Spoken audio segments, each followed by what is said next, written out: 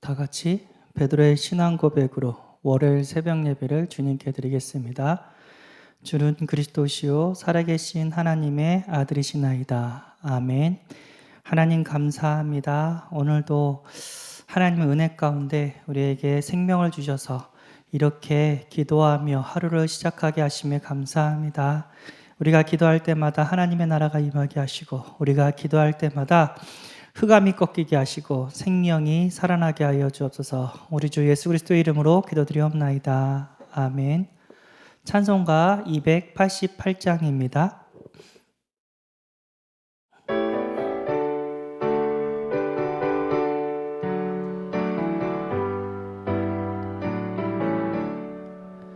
예수를 나의 구주 삼고 성령과 피로써 거듭나니 이 세상에서 내 영혼이 하늘의 영광 보리로다. 이것이 나의 간증이요 이것이 나의 찬송일세. 나 사는 동안 끊임없이 구주를 찬송하리로다.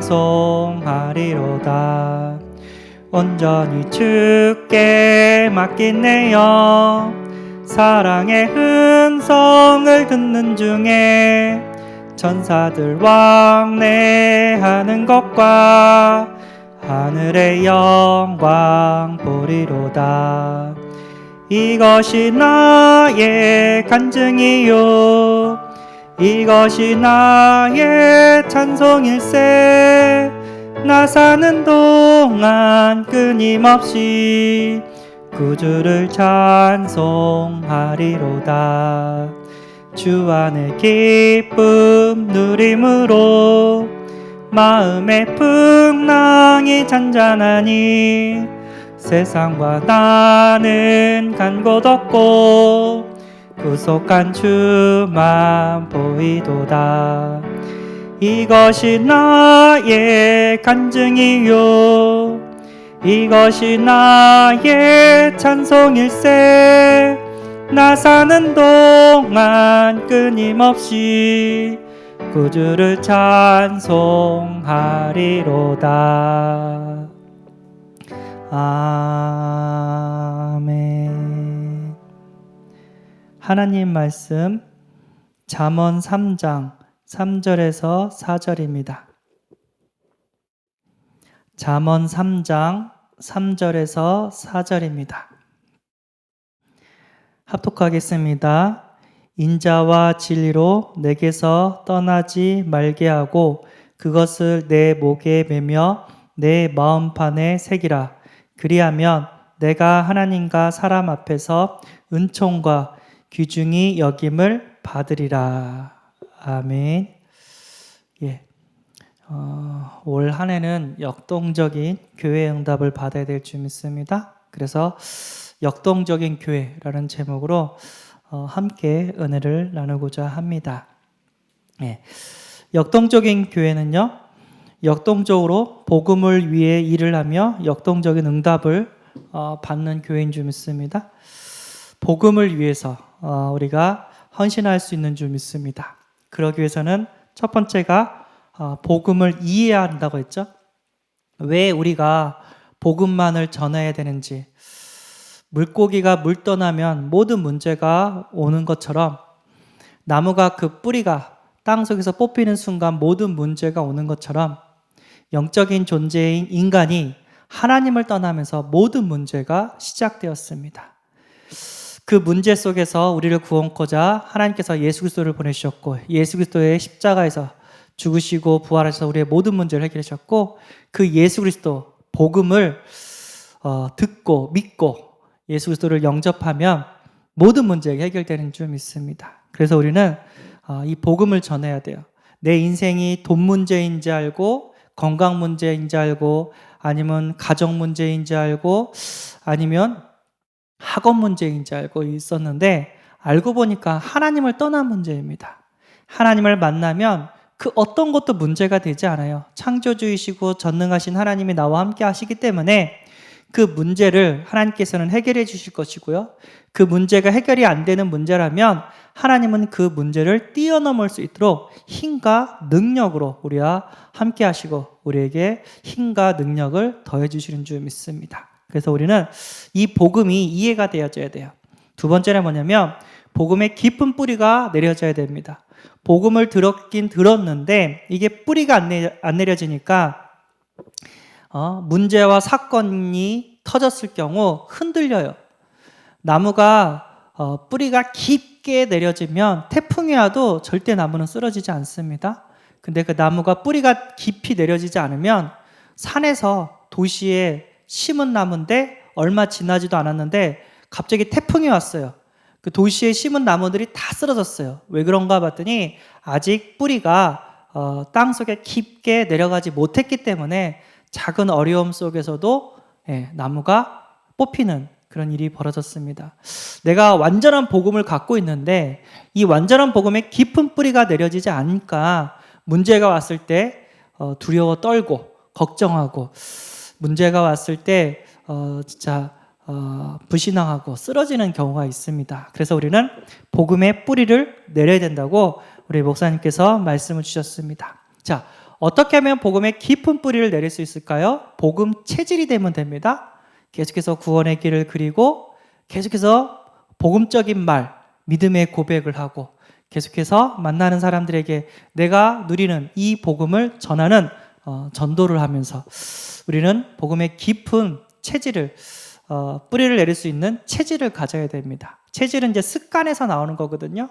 습관은요 8주 동안만 반복하면 그게 편해져요. 그러니까 성경을 읽어도 하루에 2장씩 매일같이 읽는다. 그러면 처음엔 힘들어요. 근데 8주 정도가 되면은요 이게 쉬워져요. 왜죠? 습관이 됐기 때문에 아주 쉽습니다. 그래서 운동을 하든 뭘 하든 기본기를 매일 반복해요. 제가 수영을 하는데 매일 그냥 똑같은 것을 계속해서 반복을 해요. 근데 하다 보니까 어떤 일이 벌어지냐면 수영을 하는데 숨이 안 차요. 힘이 들지 않아요. 왜냐하면 이게 반복적으로 계속 하다 보니까 내 몸이 신기하게도요 길들여진 거예요. 그래가지고 숨이 안 차요. 뭐냐? 체질이 된 줄 믿습니다. 내가 계속해서 말씀을 듣고 구원의 길을 그리고 복음을 전하는 것이 처음에는 힘들어요. 근데 이것이 습관이 되면 그래서 나의 체질이 되면 편해지는 그런 시간표가 오게 된 줄 믿습니다. 그래서 복음을 확립시키래요. 근데 여기서 말한 확립이 각 사람을 확립시키라고 했거든요. 하나하나 개개인을 확립을 시키라고 얘기를 합니다. 복음으로 세워야 돼요. 내가 먼저 복음으로 세워지고 나와 관계된 사람들을 하나씩 하나씩 복음으로 세워야 됩니다. 이것을 복음의 확립이라고 얘기를 했습니다. 그래서 개인 양육 하시는 분이 중요하고요. 다락방 이렇게 하시는 분들이 중요합니다. 그래서 어떤 분이 딱 그랬어요. 친구 따라서 교회 한번 갔는데 제가 전도하는데 친구 따라서 교회 갔는데 하나님 말씀이 목사님 말씀이 하나도 안 들린다고. 피곤하고 졸리고 뭔 소린지도 모르겠고 듣기도 싫고 2번 다시 안 간다고. 왜 그럴까 하는데 그분은 아직 그 기초가 안 됐구나. 기초가 안 되니까 목사님 말씀이 어려웠구나. 왜 초등학생 수학은 더하기 빼기잖아요. 근데 고등학교 수학은 미적분이잖아요. 더하기 빼기 간신히 하는 아이에게 미적분을 설명을 하면 그 아이가 그게 들립니까? 아무것도 안 들리겠죠. 뭔 소리야? 그런 식으로 피곤하겠죠. 진짜 복음의 기초가 확립이 안 되니까 또 이렇게 강단에서 또 말씀을 못 들을 수가 있습니다. 그래서 우리는 개개인을 찾아가서 확립을 시켜주는 그런 사역도 해야 될 줄 믿습니다. 오늘 또 보니까 복음을 각인시키래요. 각인. 진짜 각인된 것은 지워지지 않게 되는 줄 믿습니다. 영원히 남기게 될 줄 믿습니다. 잠언 3장 3절 인자와 진리가 내게서 떠나지 말게 하고 그것을 내 목에 매며 마음판에 새기라. 그 각인은 새긴다는 뜻이거든요. 근데 어디에 새기냐? 내 마음판에 새긴다고 합니다. 그래서 조각칼로 나무나 돌에 새기듯이 복음을 각인시키라는 것입니다. 그래서 뭐 돌에 새기면 없어지지 않잖아요. 비바람이 와도 그건 계속해서 후대들이 계속해서 그걸 볼 수가 있잖아요. 그 글을 볼 수가 있잖아요. 예, 돌에도 새겨야 되겠지만 우리 마음속에도 새겨야 될 줄 믿습니다. 그러면 어디 가든지 그 말씀이 나를 인도하고 나를 이렇게 지켜주는 줄 믿습니다. 그래서 어릴 때 우리 렘넌트들에게 하나님의 말씀, 복음의 말씀을 각인시켜 주는 거 우리 렘넌트가 평생 동안 받을 응답의 말씀이 되게 되는 줄 믿습니다. 예, 그리고 하박국 2장 2절 여호와께서 내게 대답하여 이르시되 너는 이 묵시를 기록하여 판에 명백히 새기되 달려가면서도 읽을 수 있게 하라. 그래서 하나님 말씀을 새기라고 달려가면서도 읽을 수 있을 만큼 깊게 새기라고 또 말씀을 주셨습니다. 잠언 20장 11절 비록 아이라도 자기의 동작으로 자기 품행이 청결한 여부와 정직한 여부를 나타내느니라. 이 말은요, 다시 말해서 아이라도 각인된 대로 동작과 행동이 그대로 나타난다는 말입니다. 복음으로 각인되면 복음적인 인생이 펼쳐진다는 것입니다. 그래서 우리 아이들에게 복음을 이렇게 계속해서 각인시켜야 되고 내가 또 복음을 누리는 모습 또 복음을 전하는 모습 이런 것들을 보여줘야 될 줄 믿습니다. 문제와 사건과 어려움이 터졌을 때 율법을 막 얘기하고 막 정죄하고 비판하는 것이 아니라 하나님께 기도하고 또 하나님의 능력으로 그 모든 것들을 또 수용하고 초월하고 그러면서 복음을 증거하는 그런 모습이 우리 아이들에게 보여줘야 되고 우리 아이들이 그거를 또 각인시켜야 될 줄 믿습니다. 그러니까 이게 본대로 아이들이 해요. 제가 매일 저번에도 얘기했죠. 똑같은 아이들을 두 분류로 나눠가지고 한쪽 방에는 인형과 방망이를 줬는데 이렇게 인형을 방망이로 때리는 영상을 틀어줬고 한쪽 아이는 인형을 이렇게 옷 입혀주고 안아주고 같이 놀아주고 사랑해주는 영상을 틀어줬는데 그래서 준비물을 딱 방에 집어넣더니 본대로 방망이 들고 인형을 패는 아이가 있고 본대로 옷것을 입어주면서 이렇게 안아주고 사랑해주는 그런 아이도 있고 근데 본대로 따라한다고 얘기를 합니다. 우리가 아이를 키울 때 조심해야 될 게 뭐냐면 아이를 훈계하는 과정에 있어서 복음적으로 훈계를 해야 돼요. 그렇지 않고 율법적으로 훈계를 한다. 예를 들어서 때린다, 나무란다, 욕한다. 그러면요 신기하게도 그 아이들이 자기가 왜 맞았는지 무엇을 잘못했는지 이거는 기억을 못해요. 그런데 맞은 거, 때린 것만 기억을 해요. 네, 부모님한테 맞은 것만 기억해요. 그러다가 똑같이 그런 상황이 벌어지면 부모님이 했던 대로 때려요. 네, 말 안 듣는다고 옆에 애들 막 애들 때리고 소리 지르고. 근데 알고 보니까 부모님이 그런 거예요. 그런 걸 딱 보면서 나도 조심해야 되겠다. 아무리 아이가 잘못해도 복음적이지 않는 모습을 보여주면 이 아이는 다른 건 못 배우고 못된 걸 먼저 배운다잖아요. 소리 지르고 때리고 이런 걸 배울 수 있겠다. 진짜 사랑해주고 이해해주고 좀 이렇게 안아줘야 되겠다. 제가 이런 생각을 좀 해보았습니다. 하나님께서 그 응답을 나에게도 주실 거고 또 우리 후대들도 복음으로 사랑으로 잘 가르치게 되도록 기도 제목을 붙잡았습니다. 예. 우리 나무 도장에 조각칼로 이름을 새긴 그대로 찍히듯이 우리 마음판에 가장 아름다운 이름 예수 그리스도가 새겨지고 그 예수 그리스도를 찍을 수 있도록 나도 이렇게 해야 되고 내 후대들도 이렇게 새겨줘야 될 줄 믿습니다. 그래서 아름답고 멋있는 작품 내 마음속에 이것을 담기게 하고 똑같이 이 작품들을 이 그리스도의 복음을 이렇게 후대들한테 보여주고 남겨줘야 될 그런 사명이 있고 해야 될 우리 사역이 있는 줄 믿습니다. 그러니까 자꾸만 틀린 게 우리 아이들 마음속에 각인이 돼요. 그래서 부정, 원망, 불평, 짜증, 인본주의, 기복신앙, 육신적인 신앙, 이것이 아니라 진짜 복음, 하나님의 사랑, 그리스도의 사랑, 이 그리스도의 사랑으로 다 살리겠다. 어떤 문제와 사건이 와도 나는 괜찮다. 요셉처럼 세계복음화하는 렘넌트다.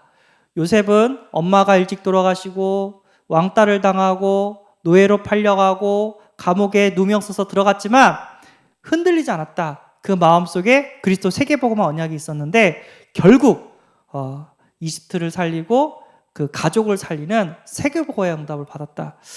이것이 우리 가슴속에 새겨져야 되고 우리 렘넌트에게 새겨져야 될 줄 믿습니다. 그러면 그대로 돼요. 예.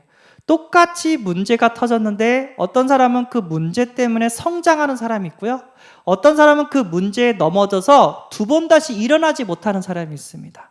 우리 렘넌트들은 어떤 문제가 와도 복음으로 수용하고 초월하는 그런 믿음의 사람이 되어야 될 줄 믿습니다. 그러기 위해서 우리는 부지런히 복음을 각인시켜야 됩니다. 하나님 말씀도 각인시키고 기도하는 모습도 보여주고 전도하는 모습도 보여주고 또 문제와 사건이 터졌을 때 율법으로 해결하는 것이 아니라 복음으로 해결할 수 있는 우리와 우리 후대가 되어지기를 소원합니다.